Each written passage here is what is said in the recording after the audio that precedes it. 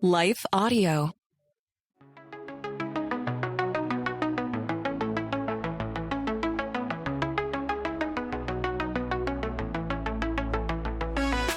Hello, and welcome to the Confessions of a Christian Alcoholic podcast.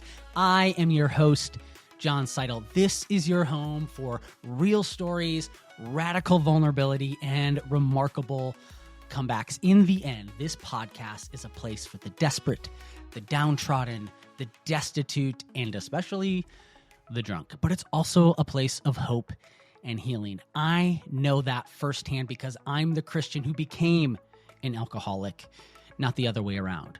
Today, I've found sobriety after decades of struggling. But more importantly than finding sobriety, I found Jesus. My prayer is that as I interview people just like you and just like me, along with professionals in the fields of trauma, faith, and addiction recovery, you will find the peace that is available to you through Christ on the other side of whatever you're going through and whatever addiction that might be. Because let's face it, we're all addicted to something. So welcome. Let's get radically vulnerable as we explore what it looks like to be on this journey of messy sanctification. As I said in the intro, welcome to Confessions of a Christian Alcoholic. I am Jon Seidl, and I truly do not take it for granted that you are here giving me a little slice of your day. I want to walk you through a couple things. I want to let you know what this is all going to be about, what you can expect from this podcast. Two, then I want to move into my story. I want to tell you who this crazy guy is behind the microphone and what qualifies me in a way to be talking about addiction and alcoholism. Unfortunately, I am qualified to talk about that. And so I'll explain my entire story and give you a preview of upcoming episodes. So to start, listen, if you are listening to this, this is a place for, as I like to say, the desperate, the downtrodden, the destitute, and especially the drunk. And that is definitely me. It is a place to talk about messy sanctification. It is a place to be real and raw and vulnerable about the struggles that we have, especially as Christians, because the truth is that, and I think a lot of you have been either told wrongly or you've been winked at wrongly, if you will, to be told that once you become a Christian, it's okay to struggle with the little sins, but it's not okay to struggle with the big sins. And so whether that's said out loud or whether that's done through certain actions, we are led to believe that. And so, as I say, I'm the Christian who became an alcoholic, not the other way around. And usually it's the other way around, or at least the church is only willing to talk about the other way around, the stories of salvation, but not the stories of sanctification and messy sanctification. And so what you can expect on this podcast is interviews every week, generally, except for this one, because I'm going to tell you my story. Interviews every week with people who are either recovering alcoholics, drug addicts, or recovering from any other type of addiction, right? There are people who have struggled with porn addiction or people who have struggled with sex addiction that we'll talk to as well. So it's interviews with people just like me, and I think just like you if you're listening to this. The second thing is I talk with clinicians and people in the addiction recovery space, people who specialize in trauma and therapy and psychology. We even have a brain surgeon coming up who will talk about how we can, in a sense, our brains have the ability to heal themselves. And by focusing on right thinking, we can literally change our actions. It's a fascinating topic. We're going to talk about science, epigenetics, which is how addiction manifests into future generations, actually in our genes. But we're also going to have just a lot of real stories, people who have come to the end of themselves, people who have tried a million different ways to stop doing what they don't want to do. I really believe strongly that in hearing other people's stories, we can find our own. That was big for me. in the early days of my sobriety is reading and listening to stories of people who in a way were like mine, but in another way were different. And so I want to give you the opportunity to hear stories where you can say, me too, right? Me too. Or, dang, I thought I was the only one that was as messed up or jacked up, and I'm not. And so this is an opportunity for you to hear that you are not alone. And finally, the most important thing is to hear that the answer to your struggles is found in Jesus. And so this is an unashamedly Christian podcast. And what I mean by that is not, maybe you're listening to this and you're like, oh, dang it, I knew it. I'm going to turn this off. Fine, you can turn it off. But hear me out on this real quickly. I realized that for years, and you'll hear this in just a little bit, for years I tried to stop drinking. Went through periods of sobriety, periods of just absolute drunk every day, drunkenness. And in the moments that I stopped, it never lasted. And it wasn't until I stopped trying to stop drinking. And people are like, wait, what? Yeah. Until I stopped trying to stop drinking and instead shot for Jesus, then I got sobriety thrown in. I talk about this in my upcoming book, Confessions of a Christian Alcoholic, but anything that is misordered is disordered. And so my drinking was misordered. I had placed it in a wrong place in my life. And until I put the one person who belongs at the top into his proper spot, that's Jesus, I was never able to get everything else aligned. And so, listen, can people find sobriety without Jesus? Absolutely. People do it all the time. But I don't think you will find a truly abundant and flourishing life. And so, I'm not about white knuckling it, and I'm all about science, and I'm all about what it looks like to understand alcoholism as as both a spiritual and a physical disease. And I'll talk about that in episodes coming up. But I know that ultimately my problem was a spiritual one. My spiritual one then led to a physical one. And so at the root of everything, and you'll hear this when I hit rock bottom, and I explain that in a minute, the root of my problem was spiritual. And so I had to go to the great physician to heal that. And so when he did, and it wasn't an easy or fun process, but when he did, I was finally able to give up alcohol and then find a true and lasting peace. So let me take you through my story now that you know what this podcast is all about and what you can expect. We'll be right back after this. So my story really, I guess you could say, starts when I was 13. 13 is the first time, and I should say around 13. I don't know the exact age, but I knew it was around there that I first got drunk. And I was at deer camp. I grew up in Wisconsin. And in Wisconsin, the drinking culture is like nothing else. The drinking culture in Wisconsin is such that, there are beer trailers at church picnics, that we have it's considered the drunkest state in the union, with the drunkest counties in the country. And I grew up in one of those counties. And what's interesting is that even if you are a Christian and evangelical Christian, the drinking culture is still very, very pervasive. And even though, however, I got drunk first at around 13, my story isn't like some people listening to this, which is that you get drunk the first time and that starts your immediate spiral. I actually had at the time undiagnosed clinical anxiety and obsessive compulsive disorder. And interestingly enough, the first time that I got drunk, it scared me so bad because I blacked out, and I I had a section of time that was missing, and that really scared me. And so I remember even probably the next week, this was back before you really had, I'm going to date myself here, but before you really had a ton of online news places.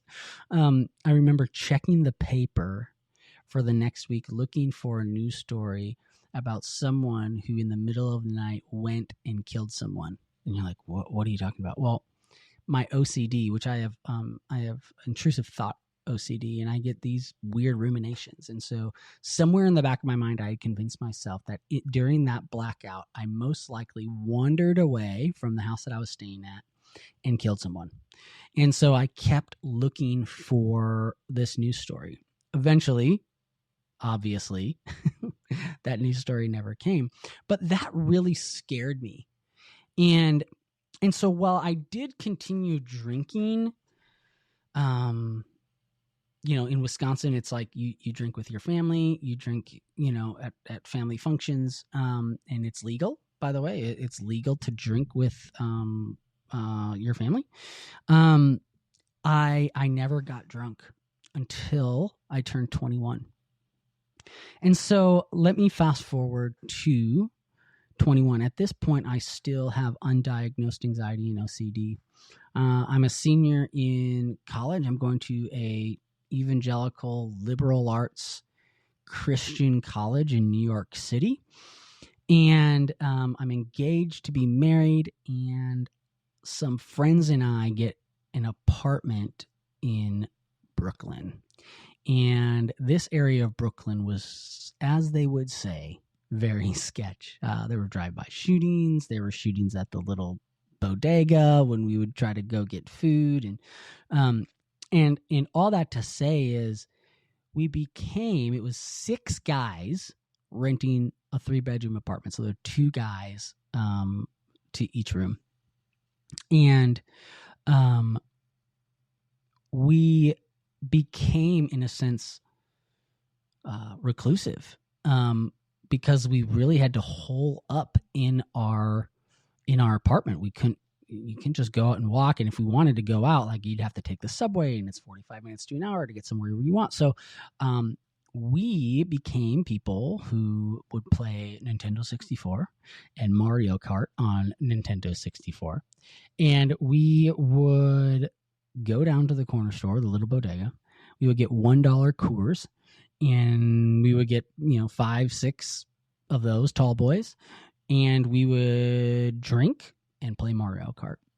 And I remember during that time, my body remembering that even though getting drunk at 13 was, in a sense, a scary experience, there was a moment of relief that I got at 13 before I was blackout drunk that was, in a sense, glorious. I grew up in a home where my mom loved me. My parents divorced when I was young. My stepdad came into the picture when I was 3 or 4, and even though my mom and my stepdad did the best they could, there was still a lot of traumatic experiences growing up, and I get into a lot of those in my book. But there was trauma growing up. There was a sexual assault by a family member. There was some other forms of abuse that happened. And I remember during that time of first getting drunk that all those things, all those thoughts, all those anxieties. My sister at the time was starting to get into drugs. She was about 2 years older than me, and she had turned our home into just a hellscape. And I remember those things melting away when I got drunk for the first time. And so you fast forward, and we start to go through a lot of anxiety in the place that we're living at. School's trying to wrap up. I'm planning a wedding with my fiance at the time, who is actually doing a study abroad in Latin America, and we can't talk because there's no FaceTime, and we're doing calling cards for 5 minutes a week, and the stress of that, and trying to find a job once I graduated, and surviving drive-by shootings. And it was like, what the heck? And so me and a lot of the other guys in that apartment drank it away. And I would say that's where my first, where the first vestige of my misordered relationship with alcohol started to surface. A lot of drunkenness, but I think this is also where my excuses first started to emerge. And what I mean by that is I wasn't getting blitzed and partying and going out and making a fool of myself and doing stupid things. No, I was an at-home drinker. I was a drink to escape guy. I was simply, what I told myself is I was being responsible. Sure, I'd have a little too much, but I'm playing Mario Kart and then I'm going to bed? Like, what? I'm not hurting anyone. I'm not really hurting myself. And that was the first instance of where I found myself saying, at least I'm not doing X. At least I'm not doing Y. And so for that 9 months, from the fall of my senior year in college to the spring of when I graduated, there was a lot of drinking. Now, again, and this is, I think, my story, and maybe you see yourself in my story, is starts and stops. It's not a start and then completely slide down the hill. And my wife and I get married, and we moved to Denver, Colorado, because she had to finish up her senior year of college. She was a year behind me. And I say this was a period where I was too broke to drink. And what I mean by that is being newlyweds, my wife was working at a shoe store while trying to go to college. I was working at her college, actually recruiting students, because I had done that in college to pay my way through school. And we just didn't have the expendable income to spend on beer and alcohol. And plus, I think having just gotten married, I knew that my wife had grown up in an environment that was pretty strict about alcohol. Actually, our first argument ever, mine and my wife's, was about whether to have alcohol at the wedding. I said, listen, my family, if you invite them to my wedding and don't provide alcohol, that's like a slap in the face. And I go into detail about in the book about how I eventually won that battle because of a phone call that my father-in-law had to make to a friend who lived in Wisconsin. It's fascinating. But I knew that she had a very different upbringing around alcohol. And so I think there's part of me that wanted to not expose myself and expose my drinking, especially that had happened over the last 9 months. And so I don't really drink, I'm sure, there was drinking, but it wasn't to the effect of the previous 9 months. Fast forward, and my wife and I, after she graduates from college, we moved to New York City. We moved back to New York City where we had met and where I had gone to school. And that's where things start to pick up. And there was a culture around alcohol in New York City, especially or I should say even among Christians, where it was just widely accepted. Everyone brought a bottle of wine to small group. And I should mention that I grew up, by the way, if it's not obvious, I grew up a Christian. I was baptized at 8 or 9. Had a strong faith. When I went off to college, I really made my faith my own. And so during this whole time, by the way, my faith was strong. Like there was evidence of conversion. There was, undeniable activity in my life that said Jesus was my savior. And yet there was this little thing in the background. And so during our time in New York City, I would say my drinking starts to pick up. And my wife and I are there for about 2 years. And then I get relocated down to Dallas. and the Dallas area is where we currently live now. And, when you go from New York City to Dallas, I mean, a lot of things happen, but one of the main things, I should say, that happens is you gain a lot more money. And what I mean by that is you get rid of your city taxes, you get rid of your state taxes. And so even though I didn't get a raise when my job moved me from New York to Dallas, I immediately got a bump in take-home pay. And so I used that as an excuse to say, oh, I got more expendable income now. My wife and I are dinks. You ever hear that term? Dinks, dual income, no kids. And I had a lot more money to buy alcohol. And so having no kids, my wife and I would go down to the pool, and my drinking really started ticking up. I was also in the news business. My job was as a managing editor for a news website. And I'll never forget my boss telling me at some point, there's a real high rate of alcoholism in the news business because it is so stressful. And I thought, well, that's interesting. And during that time, I started realizing why that was the case. I would need to drink to shut my mind off. I would need to drink to find relief. And it's during this period that I really, even though I wouldn't put it in these words at the time, I realized that my underlying issue was that I needed and wanted to escape. And drinking was a cheap and easy and a quick way to do that. And this is a period where I started learning how to hide it from my wife. And so during this period, I would say my drinking got pretty bad.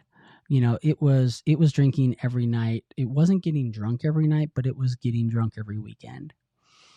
And but interestingly, after working 5 years in the news business, I really got burned out. And I was finally diagnosed. My undiagnosed anxiety and OCD at the time was finally diagnosed. It had really come to a head between my wife and I. I sought help and I got help. And when I got help, I started to cut back on my drinking. I got put on medication, and the doctor had explained that, I guess so. Somewhere he explained that drinking can raise your anxiety, and I listened for a little bit. And I also got a new job. I got a new job at a Christian nonprofit because I was like, I can't do the news business anymore. And so I started working at this Christian nonprofit. And so working at the Christian nonprofit, having my mental health diagnosed, I cut back on my drinking. Now, I want to be clear. Like when I say cut back, there was still drunkenness. There was still regular drinking. It just wasn't to the level that it had been. And in some ways, I had told myself and used that as an excuse. I said, oh, look, I can cut back. I can stop. If I need to, I can, be good about everything. And alcoholics and people that struggle with drinking and people who have a problem, like they can't do that, right? Because I will be honest that during this time, the question started surfacing in my mind. Do you have a drinking problem, John? I started noticing that there were times I set out not to drink or only to drink a little bit. And the night ended with me hammered. And so I used that period of cutting back as an excuse to assuage my conscience or to silence that little inner voice. And if that little inner voice got too loud, you know what? You know what another way to silence that inner voice is?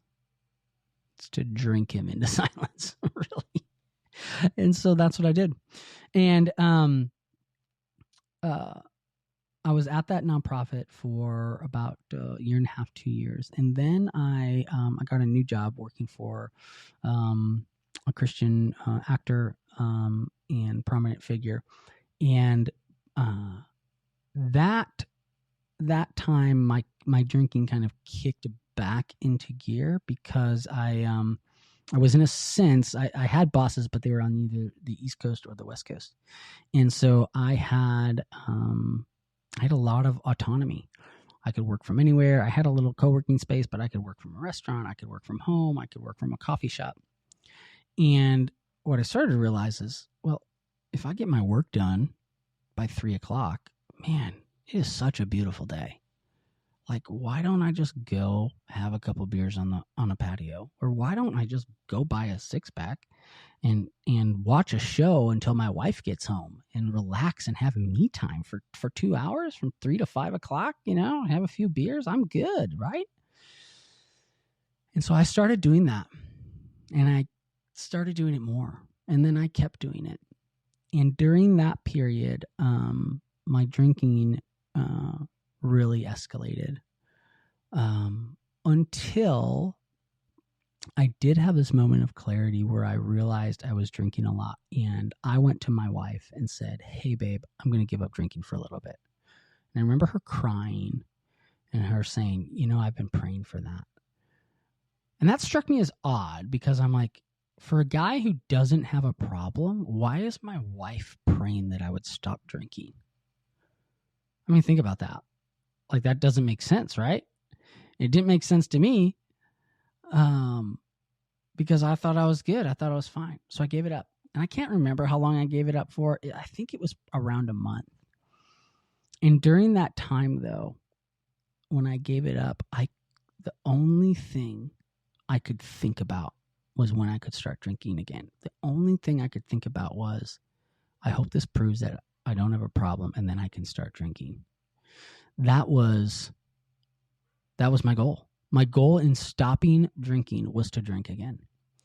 And so after giving it up for a month, I went back, but I didn't go back to the level that I was. So I will say that I was able to cut back a bit.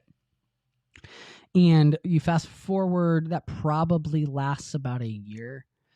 And then I decide to strike out on my own and start my own company after wrapping up that project. And I, as part of striking out on my own, basically I become a contractor, and I start working for my church part-time. I start working for other people part-time. I'm taking on consulting clients, consulting people in digital media strategy, and news strategy, which was my background. And around that time, I was approached, and I would say that I'm still in an era where I'm drinking regularly, but again, I'm not getting drunk every night. I've convinced myself that I'm a moderate drinker. And around that time, I'm approached by a publisher about writing a book on faith and mental health, because I had started writing in the previous couple years about what it meant or what it looked like to be a Christian who struggles with mental health and how to approach that. I have a strong philosophy that you need to treat your mental health issues. You have to take a three-pronged approach: brain, body, and spirit. And so that looks like using medication, that looks like exercising, that looks like spiritual disciplines. And so as I had written about that, people started to take notice. This editor at this publisher reached out and said, "Hey, would you be interested in writing a book about this?" I said yes. Ended up not being a slot for the book at her publisher, but she put me in touch with an agent, shopped the book idea around, and I get a book contract. And so I signed that book contract in 2020, January of 2020. By March of 2020, the world shuts down, and mental health becomes a huge thing during COVID. And so I write the book pretty much during COVID. And but something else starts to happen during that time. I start, and especially I think because of COVID, where drinking to pass the time, drinking to deal with the craziness of the world shutting down. My drinking started to tick back up. I even remember a couple writing retreats going on to write the book, and I would crack open some bourbon on a Thursday or Friday night and get ready for writing on Saturday, and I'd wake up Saturday morning and I'd have a hangover. But I will say again, I convinced myself I didn't have a problem because I didn't let hangovers affect me. What I mean by that is I never missed work because of a hangover. I never missed a commitment because of a hangover. I was someone who could hold my liquor, if you will. I'd thrown up maybe a handful of times in my entire life from drinking, and that might even be a little liberal of an estimate. And so my drinking starts to tick up towards the end of writing this book, and starts to increase a little bit. I published my book, Finding Rest, in the fall of 2021. And right before then, I have a friend who calls me up and he says, John, this guy had published a bunch of books. I don't mind. His name's Billy Hollowell. He's one of my great friends. And Billy calls me up, and you might know, if you're listening to this, you might know who Billy is. He works for FaithWire and CBN now. I'd worked with him when I was in the news business, and I was actually his boss, believe it or not. Billy calls me up and he says, John, I need to warn you. And I said, okay, warn away. He's like, after you publish a book, there is a lull period, and you can really start to feel lost, and you don't know what to do with yourself. And I said, okay. He said, think about it. You've been working on this book for how long? And I said, I don't know, a year and a half, 2 years. He said, you're going to publish it. You're going to do the media tour. You're going to do the interviews, the podcast, the all the stuff. And then you're going to get to a point where all of that has run out, and you're not going to understand, like, you're going to lack some purpose.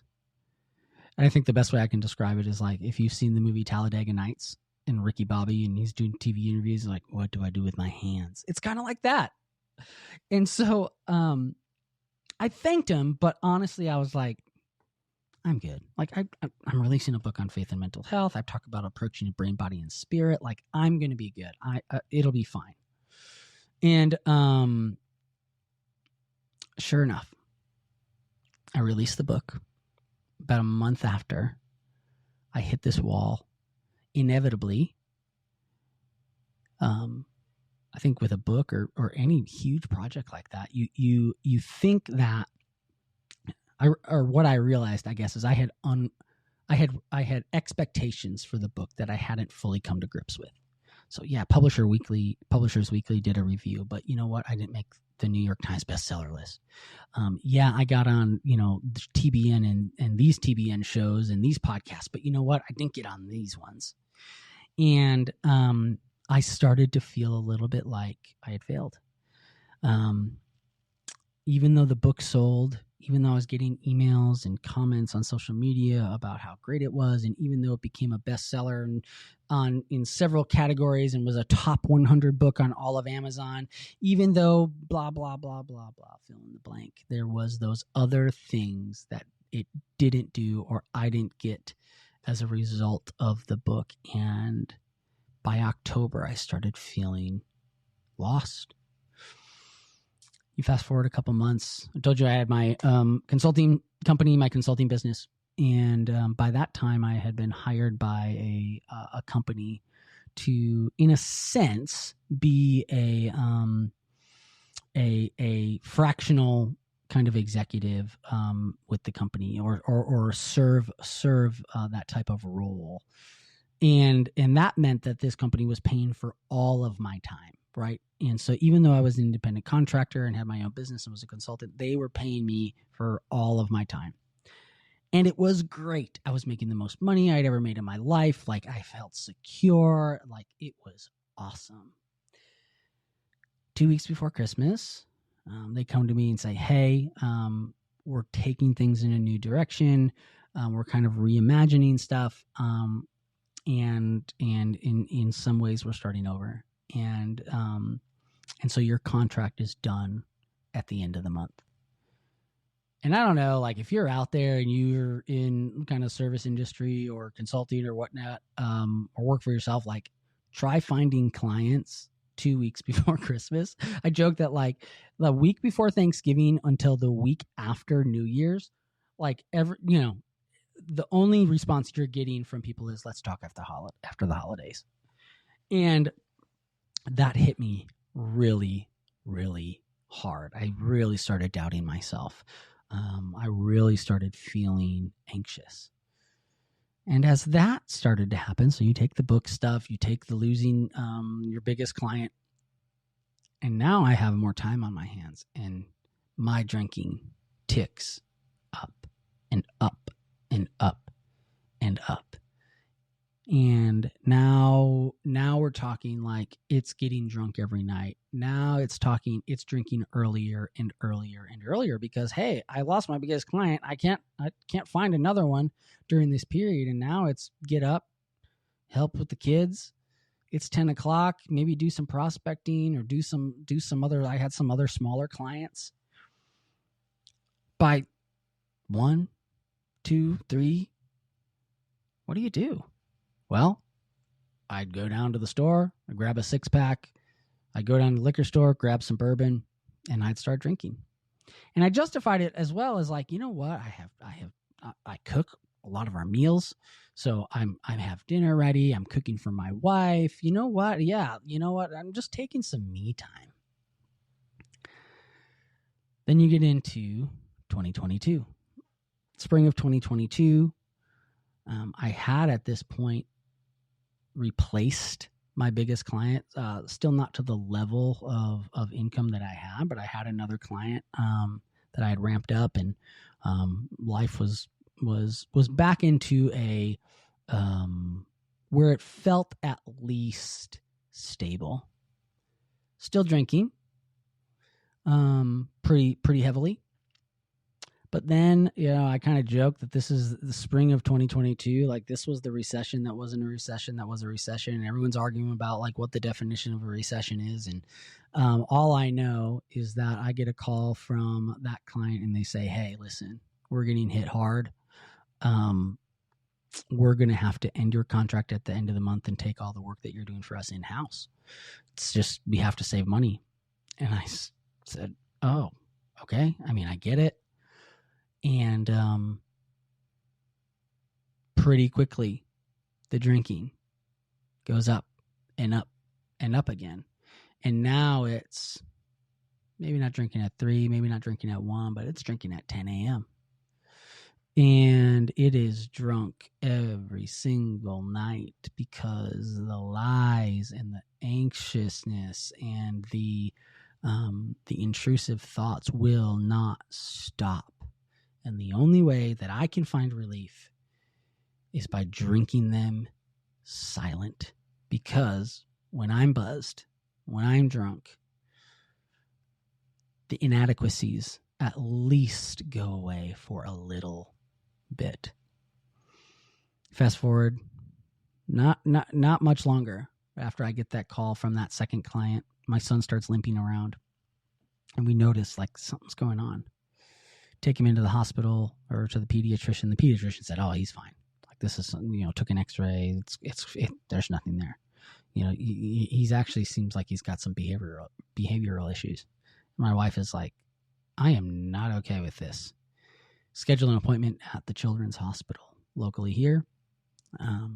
They take an MRI and they find out, sure enough, not only is my son not okay, he's got a tumor in his shin.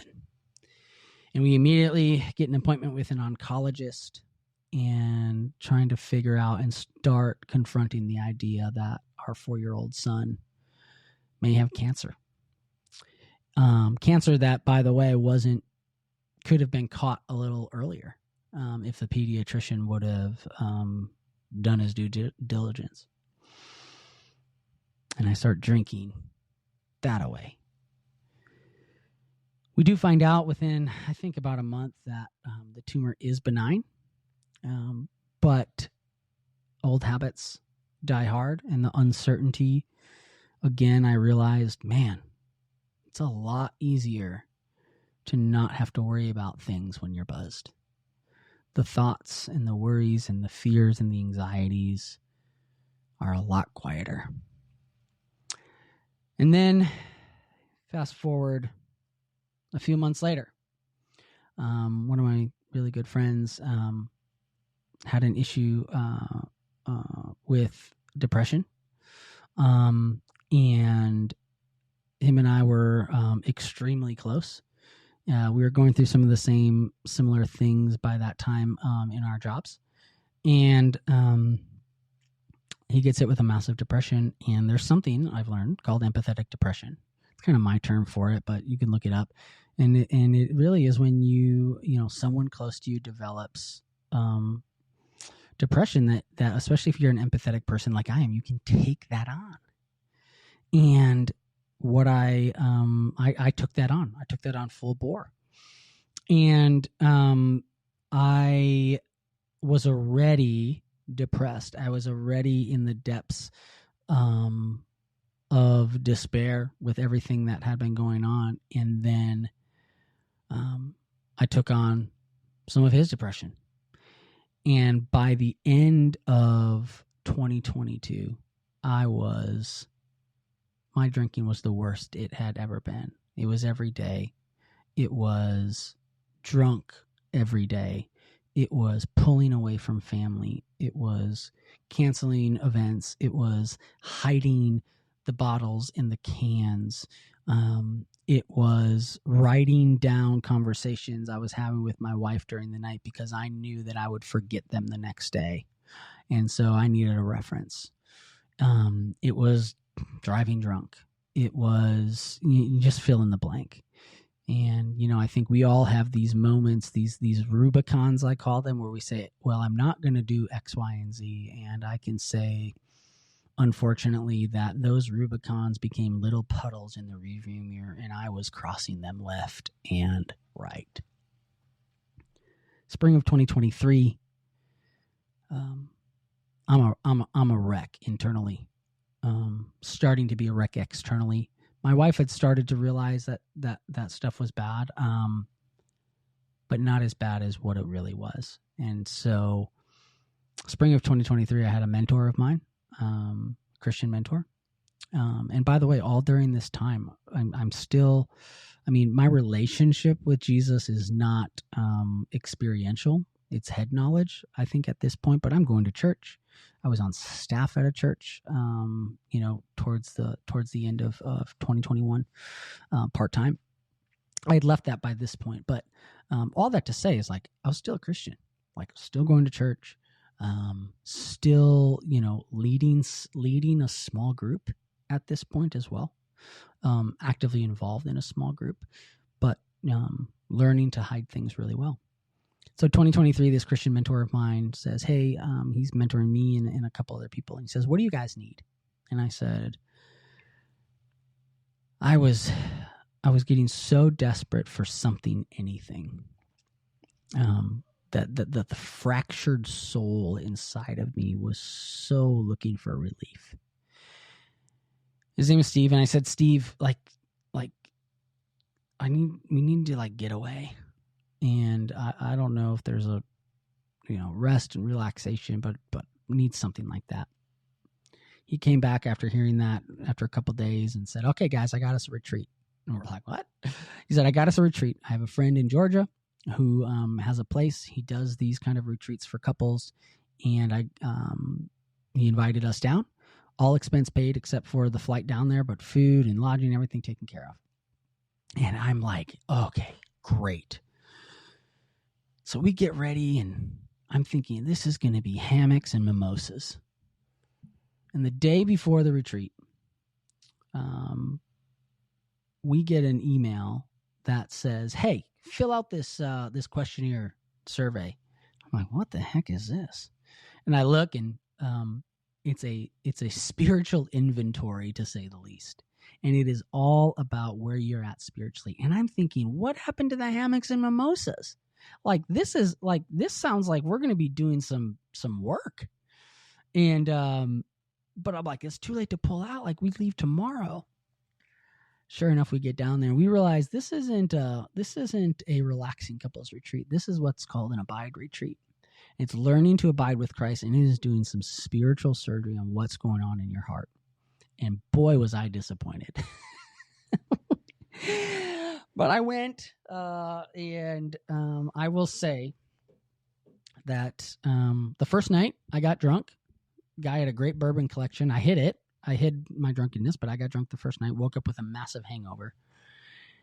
And don't tell me that the Holy Spirit and the Lord can't use sinners, because I was so hungover that morning and yet did the exercises, did the Bible reading. And by the afternoon, we were sent away to do some spiritual inventory on our own.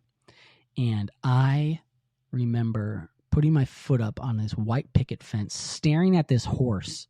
Literally, I'm nose to nose with this horse, weeping and saying, oh my gosh, I'm an alcoholic.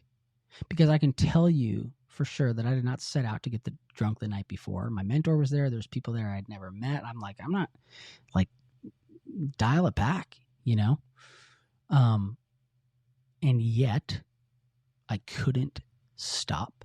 I started and I couldn't stop. I was sneaking away from the guys were all kind of sitting around this on this back patio. I was sneaking away and filling my glass and getting more buzzed, even though my wife the night before said, John, she excused herself to go to bed a little early. She goes, John, don't get drunk. And I said, I'm not going to get drunk. It's kind of a common refrain that had started to develop around this time. And so I break down. I say I'm an alcoholic. I find my wife and I tell her, I said, babe, I think I'm an alcoholic. And she says one of the most surprising things at the time to me. She says, maybe you're an alcoholic. I don't know. And I thought, what? It was, what? And I remember even just then there was a tinge of, oh, you're fine. You're okay. You just need a break. But what I would come to learn later was, and my wife was right. She had tried to bring up my drinking to me several times over the years, and that conversation had never gone well. I'd get defensive. I'd point to all the times I didn't get drunk. I'd point to all the things that I wasn't doing and how worse this person was. Newsflash, can I tell you, there's only one worst alcoholic in the world. Think about that. There's only one alcoholic that's the worst in the world. And everyone else, you're vying for 5th place or 2nd place, or just because you're 20th, that's not a badge of honor. And yet I heard her say, well, I don't know. And I thought, I'm good. But she did not want to have that conversation right there. She did not want to have that conversation in the middle of strangers and with people that she didn't fully know. And so her plan was to punt the conversation to when we got back home. We got back home. When she brought it back up again, I think I punted a little bit and said, you know what, I'm going to take a break. I don't know how long this is going to last, but I'm going to take a break. And that break lasted 2 weeks, because 2 weeks after I first admitted I was an alcoholic, my wife and I had a trip to Miami planned. Our anniversary is right around Memorial Day. This was right around Memorial Day. And I thought, you know what, I've been good for 2 weeks. We're going to go down to Miami. We had paid for this months early, or I don't know, it might have even been a year earlier. I don't know. We had paid for it long in advance. And I was like, I'm just going to, I'm not going to, go crazy, but it's our anniversary and I deserve this. Has anyone else ever said that? Man, I tell you what, I found so many excuses for deserving alcohol. It's a sunny day. Deserve a drink. It's a crappy day. cruddy, rainy, I deserve a drink. I've had a good day, drink. Bad day, drink. Sports event, drink. Relax and nothing going on, drink. Man, we've been running around like crazy this weekend. You know what? I need a drink. And so we get down to Miami, and I drink. First night, I'm starting to sneak beers, but I don't get wasted. I get buzzed for sure. Now, what I come to understand is my buzzed at this point was, there's no doubt that I'm over the legal limit. But about a night, or I think by the second or third night, my wife said, "Hey, I'd like to have a night in." And she goes, "You can do whatever you want, but I'm just gonna kind of relax in the hotel room, and if you want to go walk the beach or do whatever." And I said, "You know what? There's an NBA playoff game on downstairs. I'm gonna go watch that. I'll have some drinks and appetizers, and then I'll just come back up." And she says, "Okay." And she looks at me as I'm leaving the room, and she goes, "Promise me you won't get drunk."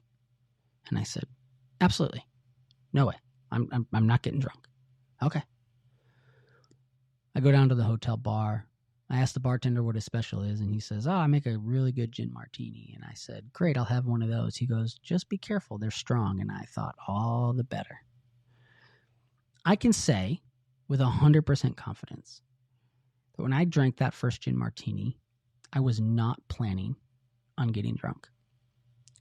I had every intention of fulfilling my promise to my wife.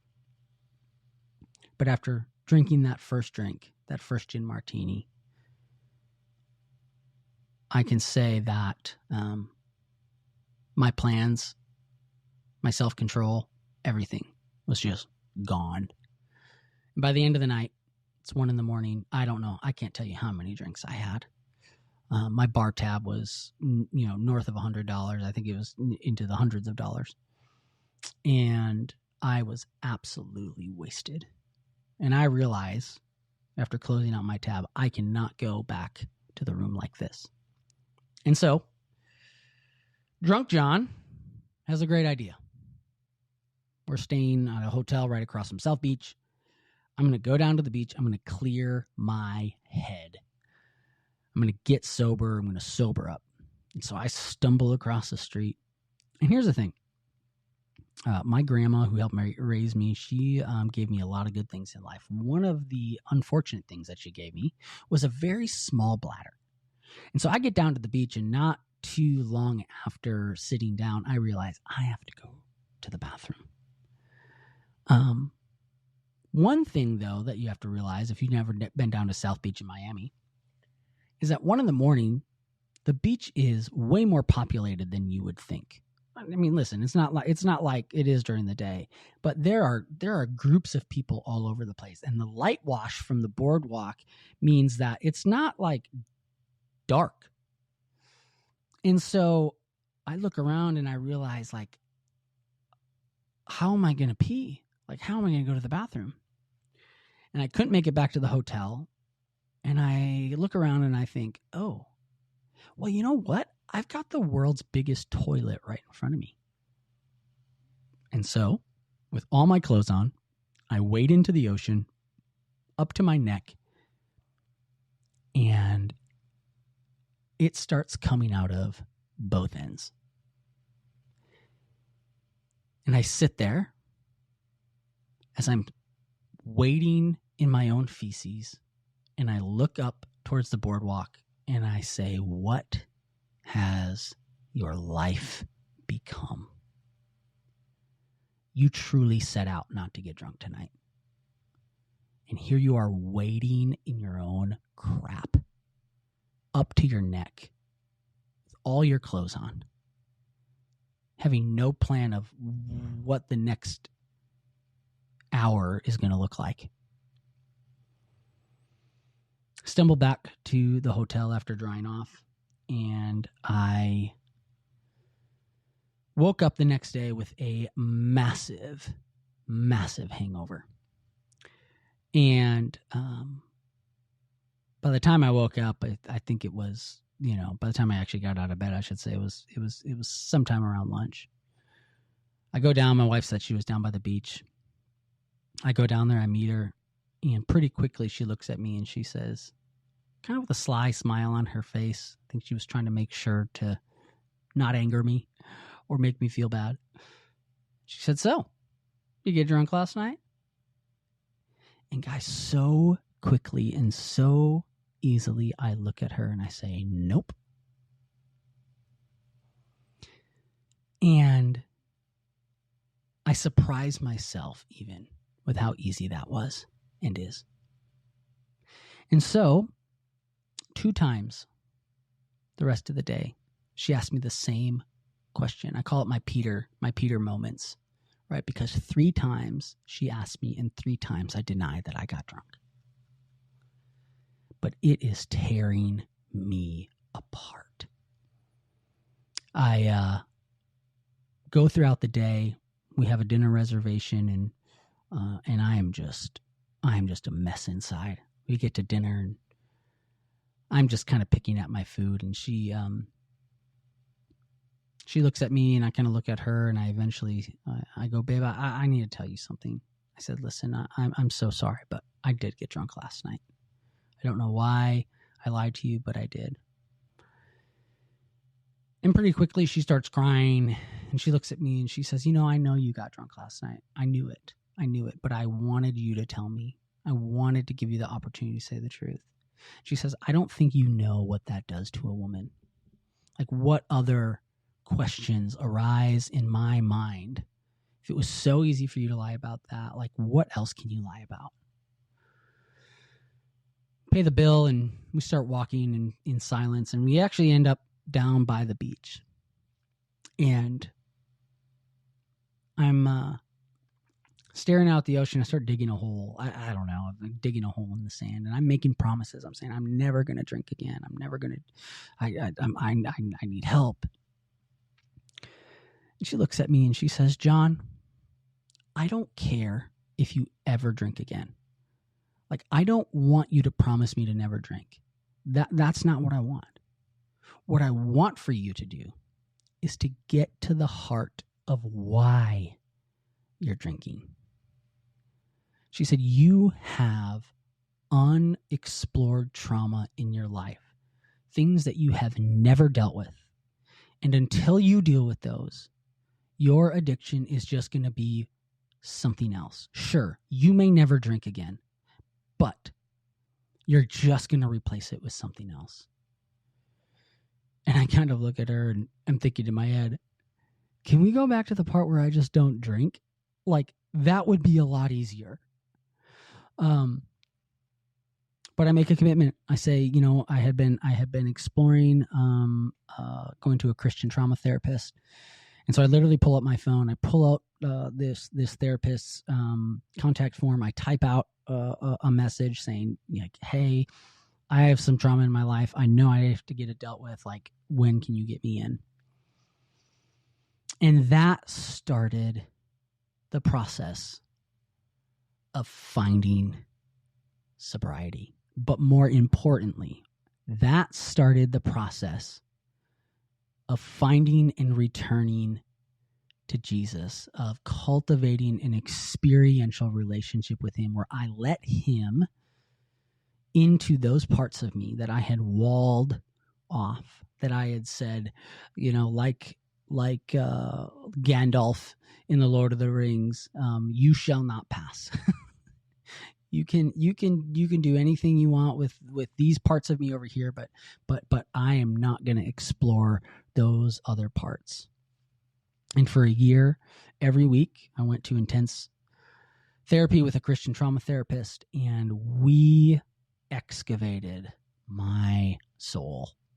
And we invited Jesus in, and we cried, and I wept, and I was exhausted, and I was frustrated, and I relapsed a month into it because I had no idea how to cope with all that was going on. Because in the end, and I'm not the first person to say this, but in the end, alcohol was not my problem. Alcohol was my solution to my problems. Like, think about that. And I think if you're listening to this, alcohol for you is a solution.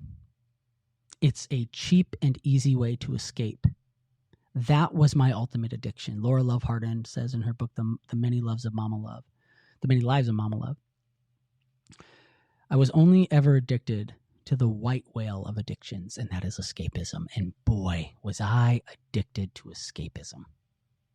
I did not want to deal with the thoughts that entered my mind at night. I did not want to deal with the inadequacies that I felt. I did not want to deal with the triggers that would come up at the most inopportune times. And the easiest way for me to deal with that was to drink it all away.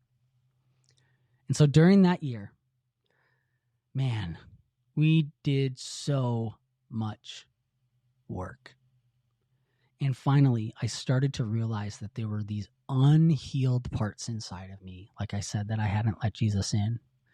I started to realize that there were triggers and reactions that I had stored away, that I needed to work through in a healthy, safe environment, and I worked through them. And slowly, at times, quickly at others, I started to return to the person, or maybe even discover for the first time, the person who Jesus had created me to be. It was a hard process. It was not fun, but boy, was it beautiful.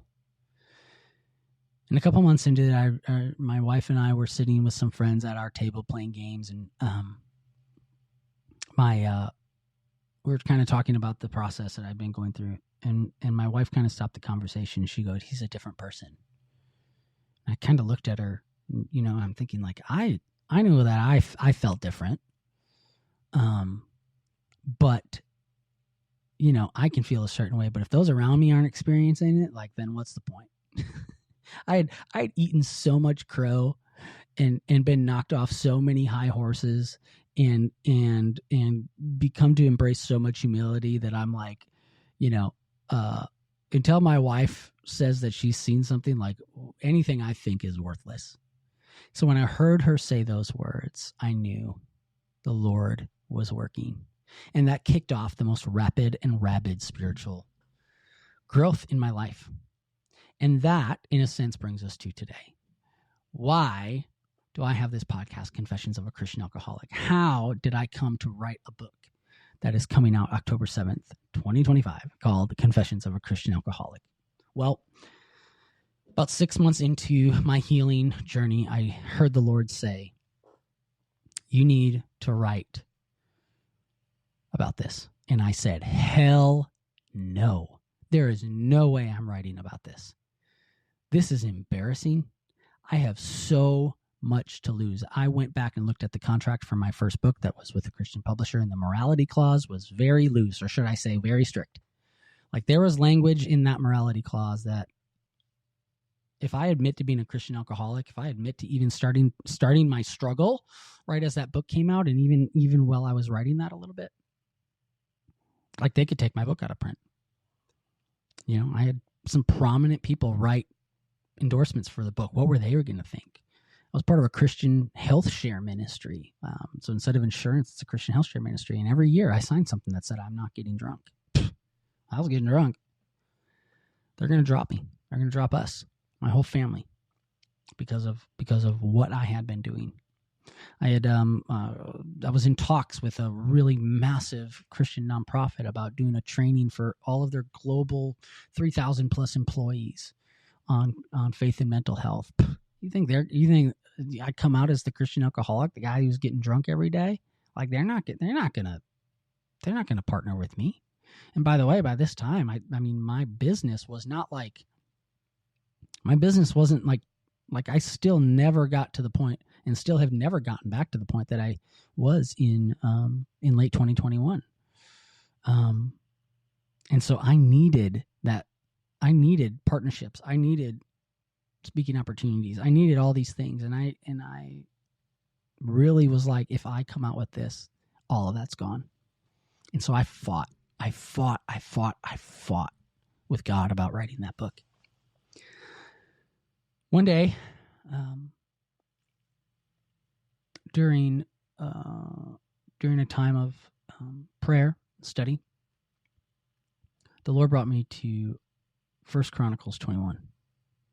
I don't think I'd ever read 1 Chronicles 21, but 1 Chronicles 21 is a story about David.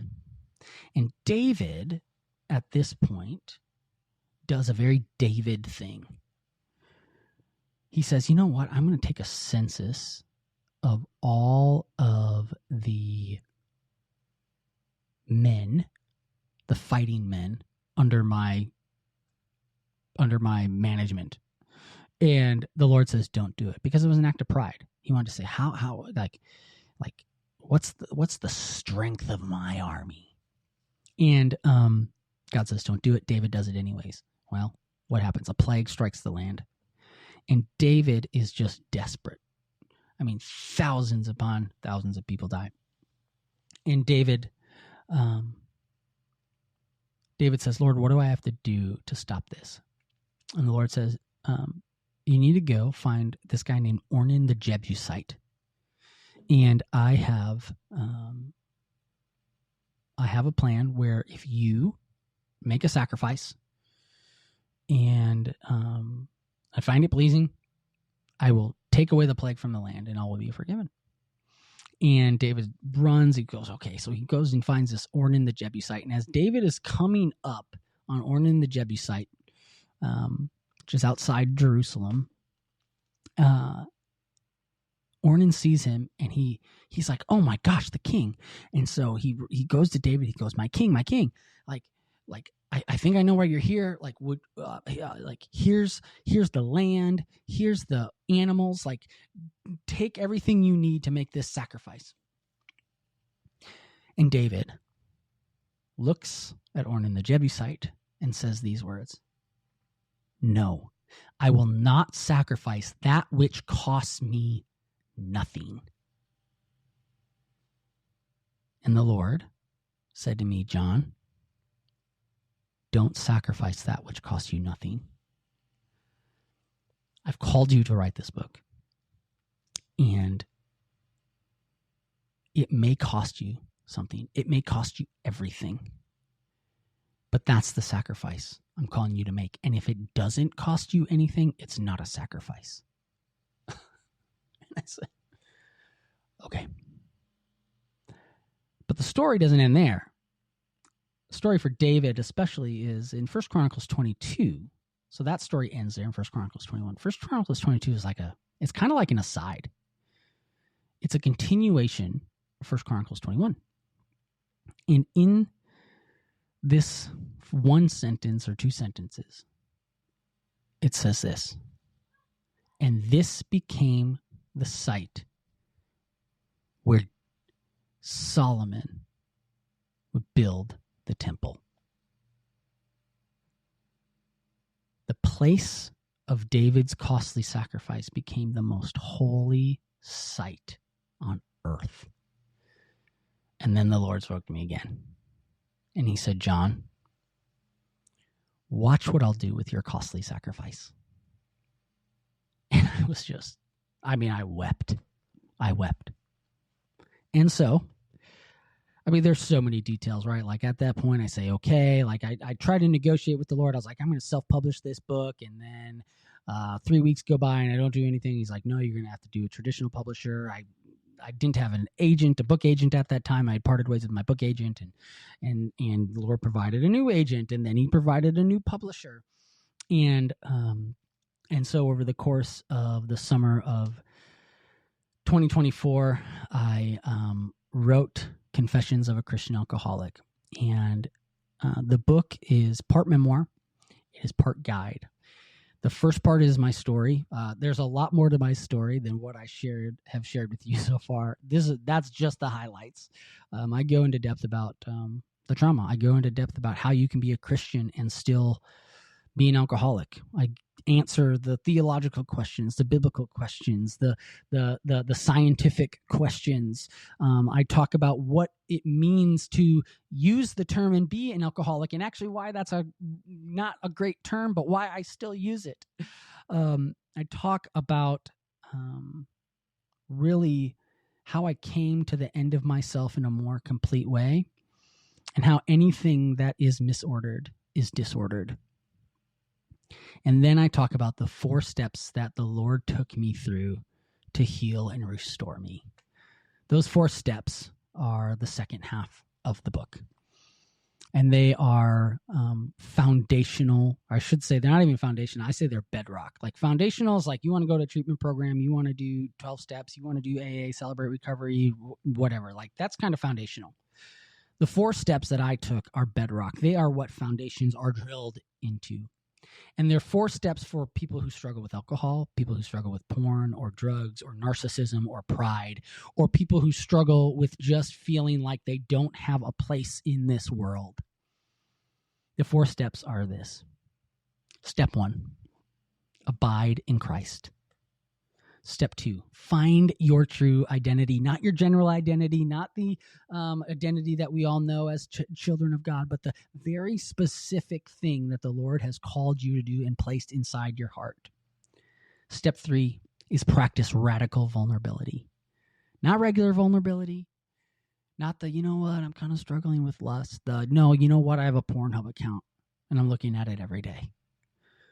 Because only through radical vulnerability can you actually address what's going on and find freedom. The 4th thing is be obedient to what God tells you to do. Man, I have done some crazy things over the last 2 years. Things that God told me to do that I'm like, this makes no sense. And can I be honest with you? I was going to say half the time, but I would say even more than that. The thing that he tells me to do, like, doesn't happen. Like, or it doesn't come to fruition in the way that he says, hey, meet with this person. Hey, send this person an email. And I think, oh, I'm going to send this person an email and they're going to invite me to speak at their big rally or their big conference. And no, it doesn't. And I'm thinking, what? Like, why did I have to do this? And what he made clear to me is the main point of these acts of obedience are learning to trust him, learning to hear his voice, and learning to do what he says, and really believing that what he has is for my good and his glory. And so that kind of brings me to the end. All of this to say, the reason that I have started this podcast, I'll go back to a little bit of what I said in the beginning, is because I have a passion now for showing people that the torment that you have about doing the thing you don't want to do doesn't have to last forever. B, that there is freedom available through Jesus. That actually is the most important thing in your life. And then that C, when you get that in order, the other stuff, the sobriety, the restored relationships, the ability where your brain like functions where it feels like you've taken a limitless pill, like all those things become possible. And so this podcast is a weekly time for me to introduce you to people just like me and just like you, who are people who have messy sanctification stories, are people who have come to the end of themselves, and some not, by the way. Like, that's going to be an important aspect that you're going to hear a lot. You do not have to have a rock bottom moment to reevaluate your relationship with alcohol. And there will be some people like that who said, you know what, I wasn't getting drunk every night, but I realized that I had such a conviction that this had become something in my life that it should not have become, and I needed to give it up. And it was just as hard for them. Maybe they didn't have withdrawal symptoms like I did. And I'm not gonna beat around the bush, by the way. Like there will be episodes where I talk about like those first days, those first weeks, those first months in sobriety sucked. Now, some people like miraculously quit and like they don't have withdrawal symptoms and everything's great. But I can say, like, For most people I've talked to, like there's a period, and it's different for everyone, where it sucks. And what I'm going to do is I'm going to take you through how I got through those moments. I'm not going to look at it through rose-colored stained glass windows or rose-colored glasses. I want to be real and honest with you about what this looks like. And I want to give you the opportunity to see yourself in other people's stories. Maybe you've seen yourself a little bit in my story, in aspects of my story. But I can guarantee you that there will be someone along the way that you hear their story and you say, that's me. That's me. And if they can do it, then I can do it. And it's going to take the Holy Spirit, and it's going to take Jesus, but I'm telling you it's possible. One word of caution. I don't want you to listen to my story. I don't want you to listen to these stories. I don't want you to listen to anyone on this podcast and use it as fuel to play the comparison game, because the comparison game is, I think, one of the devil's greatest traps to keep us enslaved to alcohol. We say, well, I wasn't doing that. Well, I didn't do that. Well, they're worse than I was. They're worse than I am. And what I will say is, that is a tool. That is a way to keep you trapped and enslaved. That is a lie. And it's a lie, I believe, for a long time. So please don't do that. But along the way, we're going to talk about things like shame. We're going to talk about things like trauma. We're going to talk about things like 12-step programs. We're going to talk about, we're going to go through benefits. We're going to go through drawbacks of what it looks like when you give things up, and what you need to be prepared to do and to handle. We're going to talk to psychiatrists, psychologists, counselors, pastors, teachers, writers, and authors as well, who have been through this. And I am going to hopefully lay bare my soul every single week. So if you want to go on that journey with me, be sure to tune in. I'm a big fan of radical vulnerability, and that's what you're going to get every week from me and from the guests. And so coming up, we have people like, the roster is incredible. Alison Cook, Chuck DeGroat, Curt Thompson, people you've never heard of. And I love that, right? Like, you may have heard of those people, but we also have people I know you've never heard of. Bill Seymour, a guy I met as I started telling my story, and he reached out to me and said, me too. And I said, well, you tell your story, because I think there's people just like you that need to hear your story so that they will say me too. People like Allie Kennedy, a captain of the Princeton women's basketball team, who serving with her husband in the Philippines, who's a pastor, and realizing, oh my gosh, alcohol has become an idol in my life, but I can't say anything. Divorced moms, people who have lost seemingly everything but gained the world. So thank you. Thank you for bearing with me. Thank you for listening to my story. If you have questions, if you have a story, you can go to christianalcoholic.com, and that brings you to a part of my website specifically dedicated to this podcast, but you can also fill out a form and let me know your story. I would love to hear from you, and maybe even have you on the podcast, because this is not just for people that you know. It's for people that you don't know, but that who are you. And that could actually quite possibly be you. So please fill out the form and let me know your story. I'd love to potentially talk to you right here on an episode of Confessions of a Christian Alcoholic. If you go to christianalcoholic.com, you can also pre-order the book. It comes out October 7th. I would be honored.